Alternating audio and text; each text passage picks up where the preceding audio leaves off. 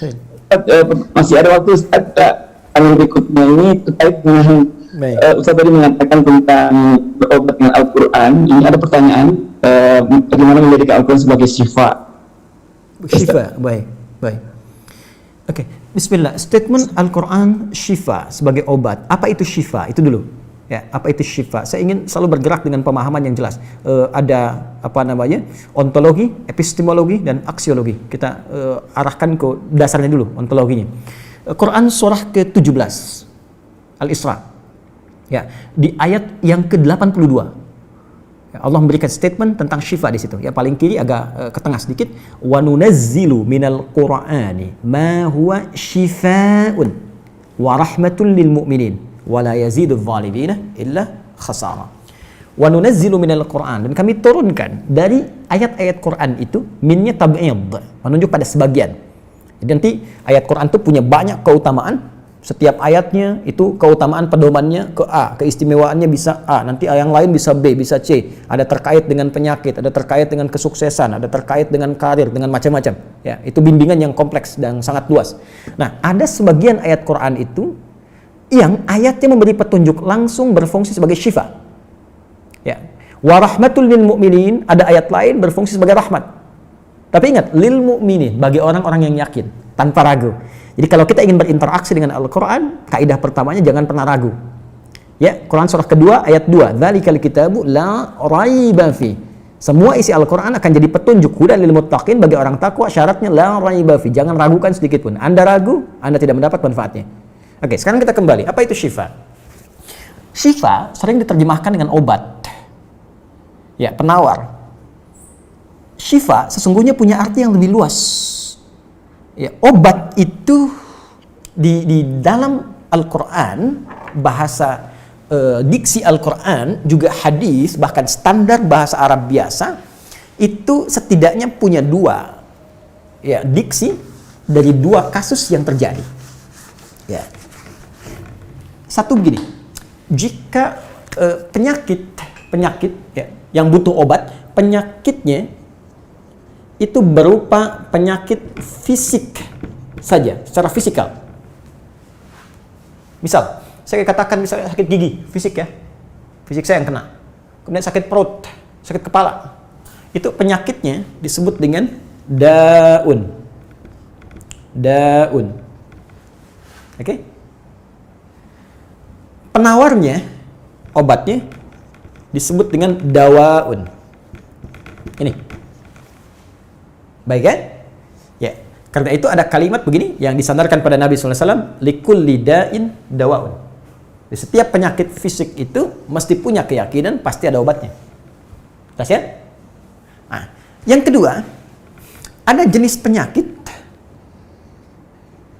terkait dengan fisik juga, tapi sudah melewati batas-batas dawa. Jadi ini menggunakan obat medis standar, ya ini susah.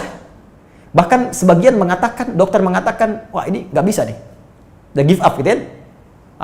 It's impossible, ini nggak mungkin, ya. Jadi sudah give up di sini, ini udah nggak memungkinkan. Nah. Atau yang kedua, penyakitnya tidak terkait dengan fisik secara langsung, tapi ada yang terkait dengan aspek-aspek psikal, ya. Secara psikologis, penyakit hati, iri hati, dengki, dan dendam, dan itu juga berpengaruh kepada fisik, tapi sudah melampaui batas fisik. Orang iri hati kan fisiknya terganggu, kayak enak makan, kan? Ya pusing, tidur, bahkan tidur pun masih nggak enak, ngigonya juga masih dengki juga, gara-gara kamu nih tidur, masih keluar kalimat itu, ya nggak enak kan? Dan nggak mungkin berobat mencari dawa, nggak mungkin. Ya, silahkan cek ke rumah sakit, ada poli dendam, poli iri hati, nggak mungkin. Ya, yang ada poli gigi, poli mata, kan?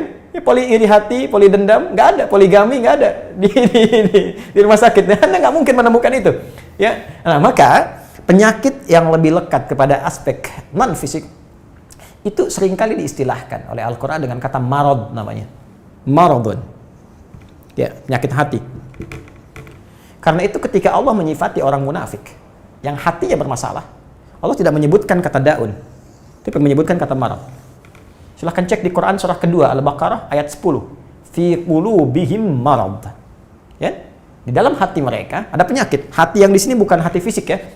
Ya, tapi sumber kehidupan kita yang ditetapkan oleh roh. Nanti ketika fisik itu mulai sempurna selama 4 bulan jadi mudghah. Jadi kan ada 3 tahapan seperti kita ketahui ya. Dari mulai di Al-Arba'in, kalau kita baca Al-Arba'in Al-Imam An-Nawawi, hadis nomor yang keempat ya, Abdullah bin Mas'ud radhiyallahu ta'ala anhu qala Rasulullah SAW huwa as-sadiqul masduq inna ahadakum yujma'u fi batni ummihi 40 yawman nutfah. 40 hari pertama ya, itu baru berbentuk penyatuan, perpaduan antara spermatozoa dengan ovum, thumma yakunu alaihi 'alaqah, kemudian mithla dzalika 'alaqah, 40 hari kedua berbentuk zigot yang telah menempel di dinding rahim, thumma yakunu mithla dzalika mudghah, 40 hari ketiga berbentuk mudghah, daging keratan. Bahkan sudah jadi bahasa sekarang ya di masa kan bahasan janin ya, di kurikulum kedokteran saya lihat redaksinya sama, mudghah ya. Nah, dalam fase ini kemudian ditiupkan roh ya, wa yursalu alaihil malak, dan diutus malaikat, wa yu'maru bikatbi arba'in, dan diperintahkan menetapkan 4 hal. Nah, saat ditiupkan roh ini itu terjadi kemudian penyatuan antara fisik dengan roh. Itu ada di Quran surah ke-15 ya, ayat ke-28. Ya, wa idz qala rabbuka lil malaikati inni khaliqun basyaran min salsalin min hama'in masdun fa idza sawaituhu wa nafakhtu fihi min ruhi. Jadi roh masuk ke dalam jasad seseorang, ya ke dalam fisik seseorang. Ketika sudah masuk, dia bisa bernafas kan, ada kehidupan, unsur kehidupan. Karena itu nafas terambil dari bahasa Al-Qur'an. Jadi begitu kemudian sudah masuk roh ke dalam jiwa, menjadi nafas namanya, berubah dari roh jadi nafas. Ya, maka dia membawa 2 potensi. Ya, ada fujur, ada takwa. Di Quran surah 91 ayat 7 sampai 10. Wa nafsi wa ma sawwaha fa alhamaha fujuraha wa taqwaha. Jelas ya? Maka wa nafsi wa ma sawwaha, jika roh sudah masuk ke dalam jiwa jadi nafas, dan disitulah manusia bisa bernafas. Tapi jangan lupa dia membawa 2 potensi. Ada potensi kebaikan, takwa, ada katalis kebaikan. Saya tidak mengatakan yang buruk. Itu katalisnya. Jadi lawannya langsung. Yaitu jujur, lawannya dusta. Ya, marah lawannya sabar. Yang sabar itu takwa, jujur itu takwa. Yang marah, yang sombong, yang bohong itu namanya fujur, itu katalisnya. Di Allah menciptakan sifat marah bukan ingin membuat Anda pemarah, tapi ingin kemudian memacu supaya yang sabarnya muncul. Sebab kalau nggak ada marah, bagaimana bisa ada sabar? Itu cara membacanya. Nah, di sini terjadi pergolakan. Ya. Apa kaitannya dengan ini? Orang-orang yang tidak bisa mengendalikan sifat takwanya dan tidak menjadikan sifat fujurnya sebagai katalis, tapi diikuti menjadi dominan, maka jadi penyakit di hatinya. Itu yang disebutkan dengan marad namanya. Ya, itulah yang memunculkan penyakit riya, pamer, gitu kan? Sum'ah, ingin didengar orang, sombong turunannya, ya, kemudian dendam dan sebagainya. Ini marad.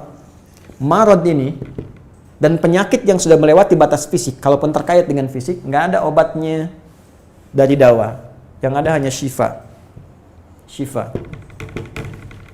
Maka jika ada orang tertentu yang terkena penyakit fisik yang sudah di luar batas dawa, yang medis misalnya udah nggak bisa nih, ini nggak mungkin, maka beralihlah dari dawa ke syifa.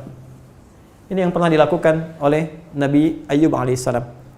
Ketika diuji dengan penyakit, Allah contohkan langsung supaya kita bisa meniru. Bukankah ayat ini turun ketika Nabi diuji dengan penyakit? Ya, supaya memohon kepada Allah. Jadi kan Nabi Ayub kan divonis dengan penyakit yang tidak pernah diderita oleh orang sebelum beliau, tidak akan dirasakan oleh orang setelahnya. Yang paling menarik apa yang dilakukan? Ketika semua mengatakan nggak mungkin, lalu turun kemudian gambaran dari Allah. Quran surah ke-21 ayat 83 sampai 84. Wa ayyuba, pakai fathah loh, bukan dhamma, bukan kasrah. Ya, fathah itu menunjukkan sesuatu di masa lalu untuk dibuka bagi orang di masa depan. Ya, fataha itu dibuka. Itu ilmu lughahnya. Saya spesialisasi di bahasa Arab. Jadi di antara makna itu fathah, kenapa ada fathah, ada dhamma, ada kasrah, itu ada maknanya. Wa ayyuba, dan kami buka kisah Ayub di masa lalu sebagai inspirasi untuk orang di masa depan. Idnada rabbahu anni masanni yadhurru wa anta arhamur rahimin. Ketika beliau mulai meninggalkan opini manusia dan mulai kembali kepada Allah dengan sangat kuat untuk spesifik memohon kesembuhannya. Ya Allah, penyakit ini sudah mengganggu saya. Untuk ibadah, itu poinnya. Untuk ibadah. Jadi ternyata kalau ingin disembuhkan dengan cepat, arahkan kesembuhan itu untuk niat kita beribadah. Kalau cuma pengen sembuh saja, jangankan Anda yang belum beriman pun kalau sakit pengen sembuh. Terus Anda tujuannya apa dari kesembuhan itu? Kalau cuma pengen minta dunia, apa dengan sakit belum cukup menjadikan Anda ingat Allah? Maka arahkan permohonan itu untuk kesembuhan supaya punya niat ibadah. Ya Allah, saya pengen sholat lagi. Ya Allah, saya pengen ke masjid lagi, pengen tahajud lagi. Mohon ya Allah, penyakit ini sudah mengganggu saya tahajud, saya pengen sholat lagi. Wa anta arhamur rahimin, sedangkan Engkau yang paling sayang kepada saya. Kalau yang Maha Penyayang saja tidak menyembuhkan saya, kepada siapa lagi saya mesti memohon? Anda tahu apa yang terjadi? Begitu kalimat itu muncul dengan penuh kekuatan, keyakinan, visi yang benar, memanggil Allah dengan panggilan yang sangat halus, lembut, ya, terasa ke dalam jiwa, maka jawabannya tidak menunggu lama. Fastajabna lahu fakashafna ma bi min dhurrin wa atainahu ahlahu mithlahu ma'ahum rahmatan min indina wa dzikra lil 'abidin. Lihat ujung ayatnya. Kami langsung sembuhkan penyakitnya. Kami singkapkan semua rasa sakitnya. Kami kembalikan semua yang dia rasakan rugi. Biaya obatnya diganti dengan rezeki yang lain, kesulitannya dihilangkan, datangkan dengan yang lebih baik. Dan yang paling dahsyat, lihat ujung ayatnya. Wa dzikra lil 'abidin. Kami jadikan inspirasi, pengingat bagi hamba-hamba Allah yang soleh, yang diuji dengan penyakit yang serupa, maka amalkan amalan Ayub untuk mencari syifa. Ya, maka ini ikhtiarnya. Termasuk syifa, bisa mengobati penyakit hati. Nah, lalu sekarang apa terapannya? Karena disebutkan ada ayat-ayat Quran berfungsi sebagai syifa. Ya, ini yang digunakan sebagai zikir diantaranya. Apa itu? Tadi saya sampaikan Al-Fatihah. Ya, itu lengkap. Al-Fatihah itu disebut syafiah. Surah syafiah, surat penyembuh. Silahkan Anda buka semua kitab tafsir. Di antara fadilah surah Al-Fatihah, kisah pertamanya adalah kisah seorang kepala suku di Arab yang digigit kalajengking. Bayangkan, kalajengking Arab pada saat itu. Ya, dan sudah kena racun dan sulit, orang semua sudah give up, ini nggak mungkin. Ya, apa yang terjadi? Ditemukan sahabat Nabi, secara singkat diketahui, ditanya ada yang bisa menyembuhkan, mereka berkata Allah yang menyembuhkan, tapi kami bisa berikhtiar. Dipanggil mereka, dibacakan Al-Fatihah sekali bacaan, tanpa diulang-ulang, tanpa pakai alat-alat tertentu, tiba-tiba syufia disembuhkan sampai diberikan hadiah berupa beberapa kambing. Tapi mereka, mohon maaf izin, Ibu Rektor dan sebagainya, mereka khawatir jadi gratifikasi. Dibawalah kambing itu kepada Nabi, disampaikan, boleh nggak makan dari sini? Jawab Nabinya apa? Dari mana kalian tahu kalau surat itu bisa berfungsi menyembuhkan? Al-Fatihah. Tapi gimana cara baca Al-Fatihahnya? Karena dulu orang sekali baca sembuh, sekarang orang 1000 kali malah nambah penyakit. Apa yang salah? Nah, berarti nanti ada terapan lagi ilmu yang lain, kan? Nanti ada surah ke-26, Asy-Syu'ara ayat 80 itu zikirnya Nabi Ibrahim. Biasanya saya praktekkan ini, ya termasuk dengan kawan-kawan, saya suka sampaikan kalau ada yang dirasa-rasa sambil dipegang, sambil kembalikan kepada Allah, baca wa idza maridtu fahuwa yashfin. Kalau saya sakit pasti Allah sembuhkan, nggak mungkin dititipi penyakit kalau nggak ada hikmah di balik itu. Bisa pernah saya amalkan saat diundang saya ke Kalimantan untuk ceramah, tiba-tiba ceramahnya ba'da maghrib, sore hilang suara. Hilang. Sama sekali nggak ada.